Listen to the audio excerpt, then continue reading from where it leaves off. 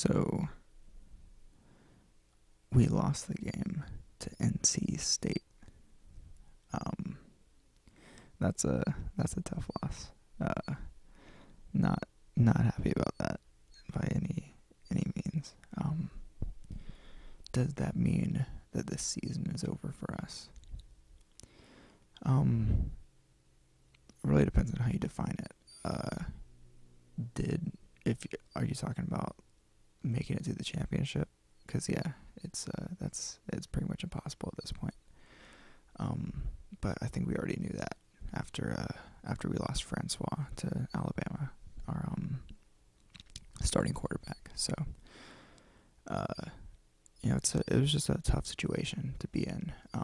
After the hurricane hit, that was 3 weeks that they couldn't practice. So coming out of 3 weeks without practice, it's always hard to play in that condition. NC State is really good at pulling out upsets that they shouldn't. So, it's always hard to see. But I'm not gonna say that I expected it to happen, but it was definitely a possibility in my mind. So that's kind of hard to see. What's even more hard to see is people like Auden Tate getting hurt.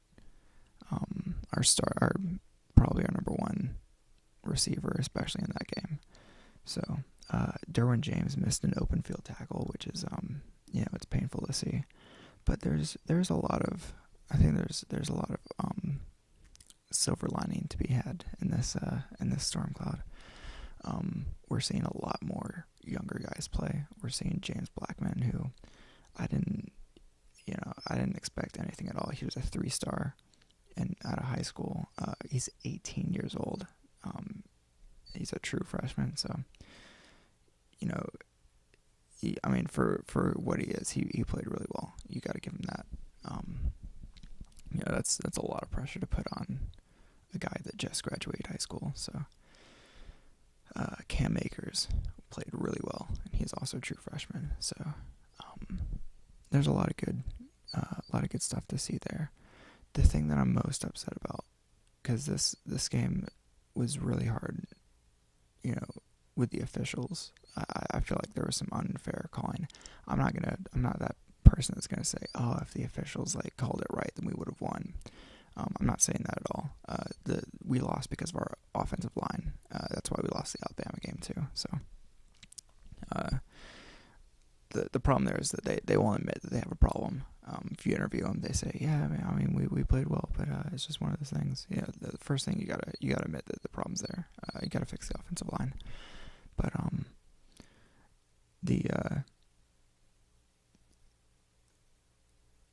the main thing that I'm upset about, because there was some problems on the officiating side.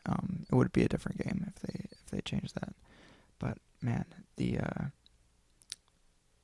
there was a targeting call, which I hate targeting in general. But this was just a particularly terrible decision on the officiating crew, and hopefully this draws some eyes to the targeting penalty, because it's already a hated penalty. But even if you're an NC State fan, if you're a Florida State fan, if you're just a college football fan, most of us hate this call, the targeting penalty in general, because it's such a gray area, but it's such a damaging penalty. You get ejected for the whole game, and if you're in the second half, then you get ejected for the first half of the next game, that's huge.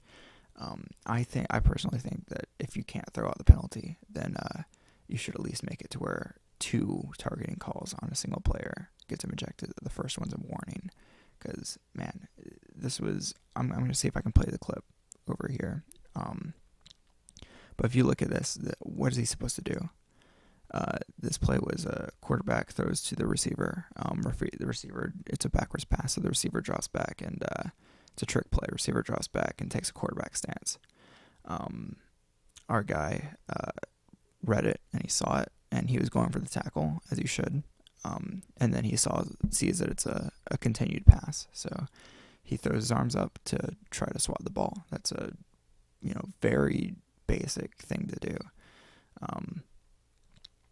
and he misses the swat, and his arm hits the player in the head because of his momentum. And nobody was upset about it. Nobody was looking for a penalty. The penalty didn't even get called until like very late, and they looked at it and they threw him out. So I'm gonna take a second to read just what the targeting penalty is. It says no player shall target and make forcible contact against an opponent with the crown of his helmet. That's the top of his helmet. This foul requires there be at least one indicator of targeting. Whatever. Let's see. Targeting means that a player takes aim at an opponent for purpose of attacking him with forcible contact that goes beyond making a legal tackle or a legal block or playing the ball. Some indicators of targeting include a launch, where a player leaving his feet to attack an opponent by an upward or forward thrust. A crouch followed by an upward or forward thrust. So that's, pushing up into them. Leading with the helmet, shoulder, forearm, fist, hand, or elbow to attack with forcible contact. Which a lot of times you see like the diving, like if you ever play Mario, like the Mario dive where they lead with their head and just, that's that would be targeting.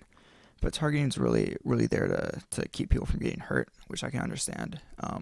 But this was there was definitely no malicious intent in this play. You can see that he's not at all trying to hurt anybody. It's very obvious that he's going for the ball, and I don't think that's a very biased thing to say. I think that NC State fans will look at this and say, yeah, like he's not trying to hurt anybody here. This is very, very basic, very fundamentally sound. What else is he supposed to do? He sees the pass, so he's now a runner, right? So of course you're gonna try to tackle him behind the line. So he's coming after him for a tackle. He sees the arm come up into a quarterback stance. He knows that it's gonna go into the air. He throws his hands up to try to block it. Ball goes in between his hands, and he's still running forward.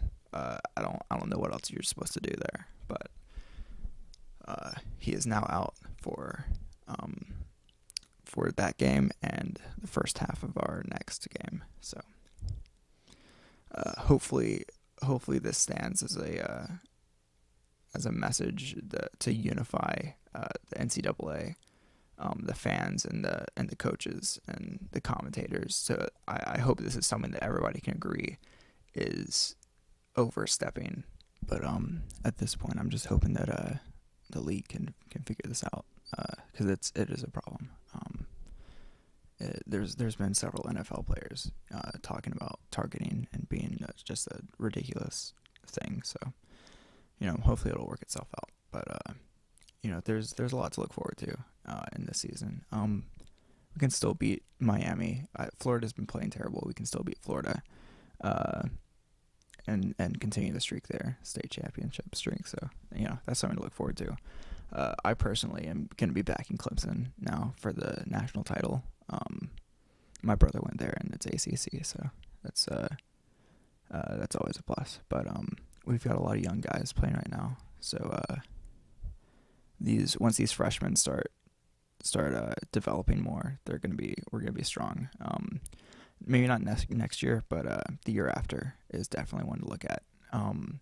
Derwin James could leave. I don't know how this is going to affect it, because you could leave early to go to the draft, or he could stay behind because he's been hurt for a year, and it's hard for teams to draft somebody higher if you don't see them play that much. So with the hurricane, the officials and losing players, it was a lot of adversity to come over. So I can understand the loss, but you never want to see it. So there's a lot to look forward to. So hopefully we'll see some better some better days for the Seminoles. Miami's coming up pretty quick, so excited for that. Um, for the rest of the league, it's been pretty crazy.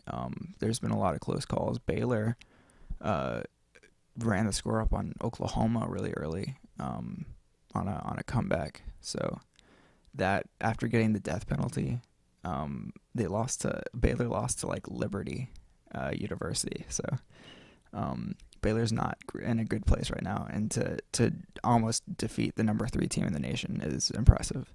And USC had some troubles with Cal. That's been crazy. Georgia's looking really strong, though. I think Georgia has playoff contention. I think Georgia's, at this point, I'm putting Georgia in my playoffs this early. One of my friends is actually starting there, so it's really cool to see him play. I think Georgia can do really well. I don't think they can win. They'll have to beat Alabama if they make it to the SEC championship. They'll have to beat Alabama to make the playoffs. So that's gonna be tough. But I'll be rooting for them in that. So lots of excitement to come. Lots of excitement for Florida State fans too. There's a lot of things to see.